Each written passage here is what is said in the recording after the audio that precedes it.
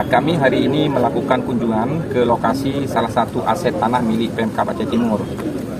Rencananya di kawasan ini kita ingin membangun rumah singgah untuk masyarakat Aceh Timur yang berobat ke Banda Aceh, sebagaimana yang kami sampaikan dalam program visi misi kami.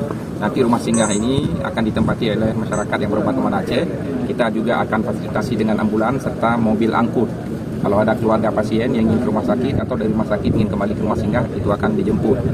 Kita akan menelusurinya dengan membentuk tim penataan aset nantinya, akan bertemu dengan BPN Banda Aceh, wali kota, dan juga para stakeholder lain, sehingga aset kita tidak hilang, dan ini menjadi aset Aceh Timur yang ada di Banda Aceh, nantinya bisa kita peruntukkan untuk kepentingan masyarakat yang ada di Banda Aceh.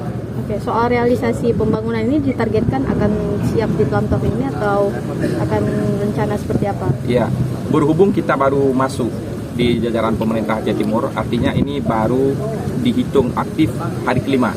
Ya, kita menjadi bupati, wakil bupati Aceh Timur. Kita nanti akan buat DID dulu, perencanaannya dulu, nanti pembangunan baru disusul ke depan.